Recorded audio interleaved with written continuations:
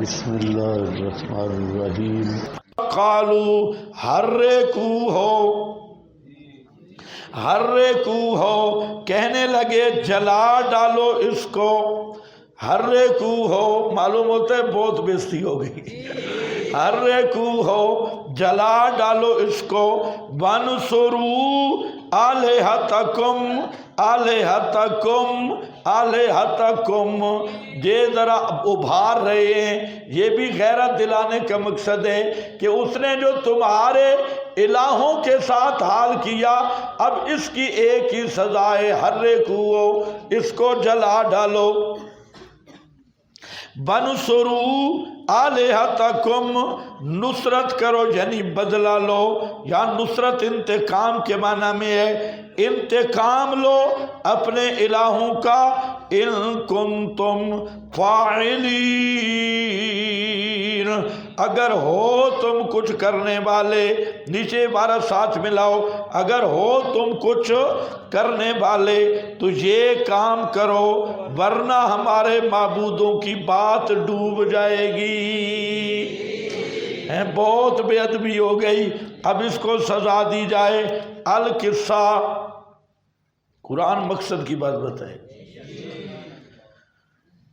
حضرت ابراہیم کو سب نے مل کر گرفتار کیا، اور روایات میں ہے کہ انہوں نے بہت بڑا ایک میدان میں لکڑیاں اکٹھی کی، اور سارے ملک کی سطح پہ وہ لکڑیاں اکٹھی کی گئیں، اور مذہبی مفتیوں نے فتویٰ دیا کہ یہ واجب القتل ہے، اس نے ہمارے مذہب کی توہین کی۔ ان کے جو مفتیان حاضری تھے ان سب نے فتویٰ دیا، اب اس فتوے پر حکومت نے عمل کرانا تھا، تو حکومتی سطح پہ بہت بڑا آگ کا ایک میدان تیار کیا گیا، اور پھر حضرت ابراہیم کو اس آگ میں ڈالا گیا۔ یہاں پر سنی شیعہ چند روایات تھے جو ہمارے خطیبوں نے بھی کچھ مشہور کر رکھی ہیں، وہ ذرا خیال رکھو۔ ایک یہ کہ حضرت ابراہیم جب، اتنا تو حدیث سے ثابت ہے کہ اول من یقصی ابراہیم، قیامت کے دن سب سے پہلے لباس حضرت ابراہیم کو پہنایا جائے گا، اور اس کی وجہ یہ ہے کہ سب سے پہلے توحید کے لیے جن کا لباس اتارا گیا وہ حضرت ابراہیم ہے۔ تو اس حدیث سے یہ پتہ چلتا ہے کہ حضرت ابراہیم کا انہوں نے لباس وغیرہ بھی اتار لیا۔ بعض روایات سے کہ شیطان نے ان کو یہ مشورہ دیا کہ ایک مجنیک تیار کی جائے اور پینگ تیار کی جائے، اس پہ حضرت ابراہیم کو بٹھا کے جھولا تیار کیا جائے، اور اس کو یوں گھما کے اس چخے کے اندر ڈالا جائے، اور مفسرین کہتے ہیں وہ چخا اتنا بڑا تھا کہ اس کے اوپر سے پرندہ بھی نہیں گزر سکتا تھا، اتنا بڑا لکڑیاں کہ وہ دور دراز تک اس کی تمازت اور گرمی اور شعلے اور لمبے، تو وہ لگا کے تو حضرت ابراہیم کو اس مجنیک پر بٹھایا گیا۔ تو اس پر بعض آپ کے خطیبوں نے چند ایک روایات لائیں، اگلا صفحہ دیکھو 609، اس پر جہاں موجود ہے کہ لما القیا فی النار، حضرت ابراہیم جب اس آگ میں ڈالے جا رہے تھے، قال جبریل عند ذالک، تو جبریل آئے اور انہوں نے کہا اعلیٰ کا حاجہ، کہ ہے کوئی میری ضرورت، قال اما الیک فلا، تیری کوئی ضرورت نہیں، قال جبریل، جبریل نے کہا فاسأل ربک، اپنے رب سے دعا کر، فقال ابراہیم، حضرت ابراہیم نے فرمایا حسبی من سؤالی علمہ بحالی، کہ کافی ہے من سوالی، میرے سوال اور طلب کرنے سے، علم اس کا میرے حال کے ساتھ، علمہ بحالی، تو یاد رکھو یہ جھوٹ ہے، یہ کیا ہے؟ ہاں خطیبانہ جھوٹ ہے۔ علم ہو بے حالی، یا خطیب تو خیر پورا ٹل لگاتے ہیں، لیکن یہ کیوں امام نے اس پہ پوری بحث کی، امام ابن تیمیہ رحمہ اللہ نے۔ جہاں تک روایت کا معاملہ ہے تو یہ کیا ہے؟ کلام باطل، یہ باطل کلام ہے۔ تو تنزیہ الشریعہ جلد 1 صفحہ 250 پہ یہ درج ہے کہ یہ بالکل جھوٹ ہے اور باطل کلام ہے، درایتاً بھی اور روایتاً بھی۔ روایت تو ثابت ہی نہیں، اور جو درایت ہے وہ بالکل اللہ تعالیٰ کا منشا کہ حاجات اور مشکلات میں اللہ کو پکارنا ہے۔ یہی انبیاء کی دعوت ہے اور یہی فطرت توحید ہے کہ جب حاجت اور مشکل آئے تو اللہ کو پکارنا یہ سب سے اونچی عبادت اور مقام ہے۔ جبکہ یہ روایت کہہ رہی ہے کہ میرا حال کافی ہے، اس سے مانگنے کی کوئی ضرورت نہیں ہے، حالانکہ یہ تو مقام ہے مانگنے کا۔ کوئی سمجھ تمہیں نہیں ہے؟ یہ تو مقام ہے، اس مقام پہ تو مانگنا یہی اظہار توحید ہے اور یہی اظہار عقیدہ ہے۔ اس لیے کہ اللہ تعالیٰ نے اس کائنات کی جو فطرت میں توحید رکھی، اس توحید کا ایک حصہ یہ بھی ہے کہ جب آدمی مشکلات میں پھنستا ہے تو صرف اللہ کو پکارنے کی طرف متوجہ ہوتا ہے۔ اور آگے اللہ نے تعریف کی یدعوننا رغبا و رہبا، تو ایسی مشکل اور حاجت کے وقت اللہ کو پکارنا یہ تو قابل تعریف ہے، اور یہ سنت خلیل ہے، اور صحیح حدیث میں ثابت بھی ہے کہ حضرت خلیل نے اللہ سے دعا مانگی۔ تو یہ روایت بالکل درایتاً بھی اور روایتاً بھی قابل استدلال، بولو قابل استدلال نہیں ہے، اگرچہ خطیبوں کی زبان پہ آپ نے بھی سنی ہوگی بھائی، ہاں بار بار جھوٹ سنا ہے۔ ہاں بھائی یہ دیکھو تنزیہ الشریعہ جلد 1 صفحہ 250، اور امام فرماتے ہیں انہو موضوع، یہ روایت کیا ہے؟ موضوع، من گھڑت ہے۔ اور قال الالبانی الضعیفہ لا اصل لہو، اس کی کوئی اصل نہیں۔ ثم قال بعد بحث نفیس وبالجملۃ فہذا الکلام، یہ جو کلام ہے حضرت ابراہیم کی طرف منسوب، لا یصدر من مسلم، یہ تو عام مسلمان بھی یہ بات نہیں کہہ سکتا، عام مسلمان کیوں جو جانتا ہے یعرف منزلۃ الدعاء فی الاسلام فکیف یقولہ، تو پھر حضرت ابراہیم کیسے کہہ سکتے ہیں؟ عامی آدمی جس کو دعا اور پکار کا مسئلہ سمجھے وہ کبھی نہیں کہے گا علمہ حسبی ان سوالی علمہ بحالی، بلکہ وہ ایسی حالت میں اللہ کو پکارے گا۔ یہ سارے نبی پکارتے رہے، خود حضرت ابراہیم کعبہ کی تعمیر میں کیا کہہ رہے تھے؟ ربنا تقبل منا انک انت السمیع العلیم۔ جب حضرت اسماعیل اور حضرت ہاجرہ کو کعبہ کی جگہ پہ چھوڑ کے گئے، پکارا کہ نہیں پکارا؟ وہاں بھی پکارا کیا اور دعائیں کی۔ تو یہ کون سا آپ نے نکالا؟ حسبی ان سوالی علمہ بحالی، تو وہاں تو اپنی بیوی اور بچے کو چھوڑ کے آ رہے ہیں، فی باد غیر ذی زرع عند بیتک، تو وہاں پر دعا مانگ رہے ہیں۔ اور اسی طرح سیرت ابراہیمی یہ پیچھے بھی مریم میں پڑھا ہے، ادعو ربی ولم اکم بدعاء ربی شقیا، تو پوری سیرت ابراہیمی مانگنے پر ہے، جبکہ یہ روایت کہہ رہی ہے حسبی ان سوالی علمہ بحالی۔ تو یہ کوئی پاگل ہی کہہ سکتا ہے، حضرت ابراہیم کے ذمہ لگا سکتا ہے، چونکہ خطیبوں نے تھوڑی مستی پیدا کرنی ہوتی ہے، تو اس لیے یہ چیز بالکل من گھڑت ہے، یاد رکھو۔ آگے فرماتے ہیں وما یروی ان الخلیل لما القیا فی مجنی وہ جو ان کا وہ جال بنا تھا. قال لہ جبریل سل قال حسبی من سوالی علمہ لیس لہ اسناد معروف وہو باطل. اس کی کوئی سند نہیں، یہ باطل ہے. بل الذی ثبت فی الصحیح عن ابن عباس انہو قال حسبی اللہ ونعم الوکیل.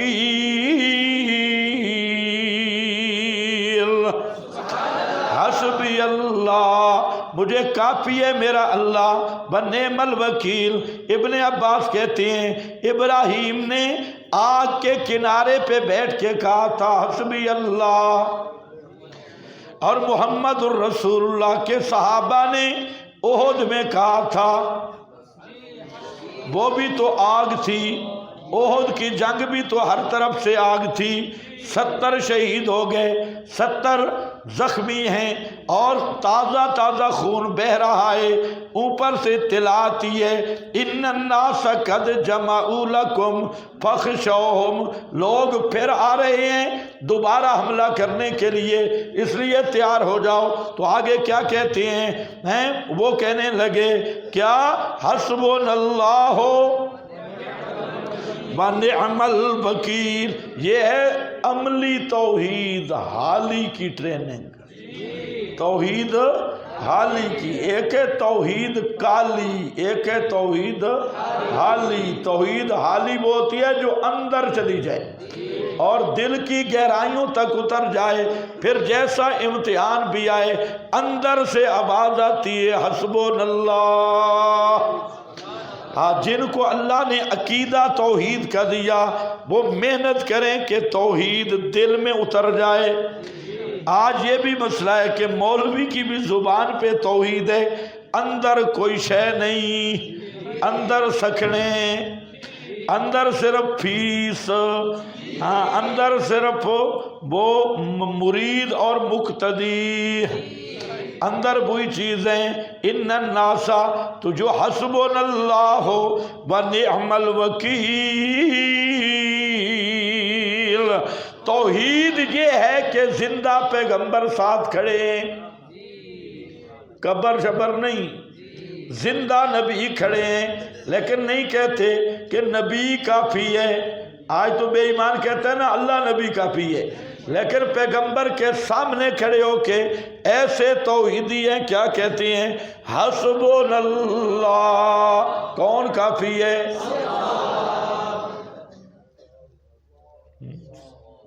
اتنے پکے ہو گئے نا، اتنے پکے مکے میں رہ گئے.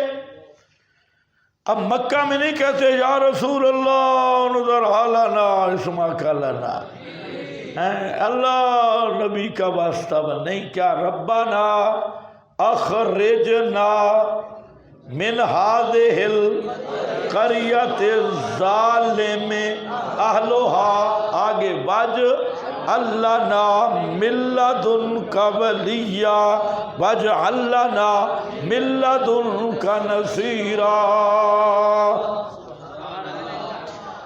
صحابہ ایسے پک گئے تھے نا خدا کی قسم. کوڑا اگر گرتا نا، کوڑا گھوڑے والا چابک، وہ کسی کو نہیں کہتے کہ تو مجھے اٹھا دے، خود اتر کے اٹھاتے. ایسے تو نہیں پکے ہوئے. یہی وہ لوگ تھے، اور یہ پیغمبر کا معجزہ ہے. کبھی وہ تھے ہؤلاء شفاؤنا عند اللہ، اور آج کیسا انقلاب آیا کہ محمد الرسول اللہ کی قبر پڑوس میں ہے، اور دعا کرانے کے لیے عباس کو سامنے بٹھایا ہوا ہے. آپ کی قبر پہ بھی نہیں گئے یا رسول اللہ ہمارے لیے دعا کر بارش کے لیے. سامنے مسجد غمام کی جگہ پہ کھڑے. سبحان اللہ. آؤ جی اللہ ہمیں ایسا پکا کر دے. اور یہ پکے تب ہو گئے کہ بت ذہن سے نکل جائیں. ہاں معیار جو ہے نا، معیار وہ قرآن کو حاکم مانو. قلنا یا نارو. اب جہاں پر شیعہ نے احتجاج تبرسی شیعہ کی کتاب ہے، اس میں لکھا ہے حضرت ابراہیم نے کہا الہی اسالک بحق محمد و آل محمد، الہی اسالک بحق محمد و آل محمد۔ نرا جھوٹوں کا جھوٹ ہے، کذاب اعظم ہے، احتجاج تبرسی والا دجال، اور یہ سب بکواس، ادھر ان کا جھوٹ ادھر ان کا جھوٹ۔ خیر یہاں پر کیا فرمایا؟ قلنا یا نار کونی القصہ، انہوں نے حضرت ابراہیم کو آگ میں ڈال دیا۔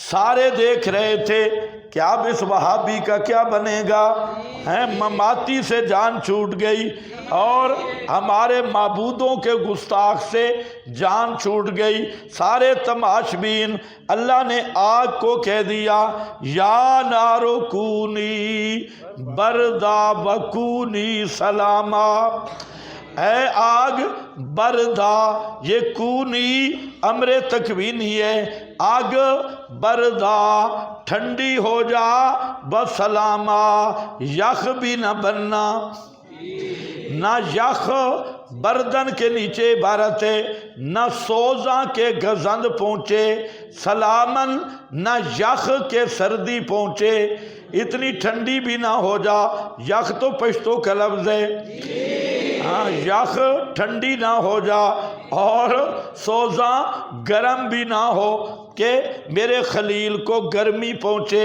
یہ ہوتی ہیں توحید کی برکات۔ اللہ فرماتے ہیں تم مسئلے کے ساتھ مخلص بن جاؤ، اگر آگ کے چکھے میں بھی ڈالے جاؤ گے میں اللہ آگ کو بھی نرم بنا دوں گا، ہاں ساری دنیا بھی تمہارے مخالف بن جائے، آگ کو بھی سلامتی بنا دوں گا۔ یا نارو کونی بردا، اب ماسٹر اکاڑوی پارٹی کے لیے مصیبت ہے، اے جی آگ مت سنا کن نے، سنتا تو تب ہے کہ اندر روح ہو، اور آگ کو خطاب، یہ کیسے ہو؟ ہم کہتے ہیں ڈنگرو، یہ وہ ہے جو ان اللہ یسمع من یشاء، آگ ہماری اور آپ کی نہیں سنتی، لیکن جس نے آگ پیدا کی ہے نا اس کی سنتی بھی ہے، اس کی مانتی بھی ہے۔ یا نارو کونی بردا، اے آگ ہو جا ٹھنڈی، اور زیادہ بھی ٹھنڈی نہ ہونا، سلامن سلامتی بن جا۔ یہاں پہ خطیبوں کی تو خیر جہاں موجیں لگ گئیں، انہوں نے کہا جو لکڑیاں تھیں سیب کی انار کی وہ باغ بن گیا، اور حضرت ابراہیم پتہ نہیں کتنے مہینے اس باغ میں کھاتے پیتے رہے۔ یہ آگے ساتھ ذرا وہ مثال ہے، سلام علی ابراہیم، اس سے معلوم ہوتا ہے آگ رہی، اور سلامتی کس پہ بنی؟ ابراہیم کے حق میں۔ آگ رہ کر حضرت ابراہیم کے حق میں کیا بن گئی؟ سلامتی بن گئی۔ پتہ نہیں تمہیں سمجھ بھی آئے کہ نہیں؟ علی ابراہیم سے سمجھ یہی آتی ہے کہ آگ رہی، لیکن حضرت ابراہیم کے حق میں وہ سلامتی بھی بن گئی اور ٹھنڈی بھی بن گئی۔ بردم و سلامن علی ابراہیم، نتیجہ حق و باطل اللہ تعالیٰ نتیجہ نکال رہے ہیں۔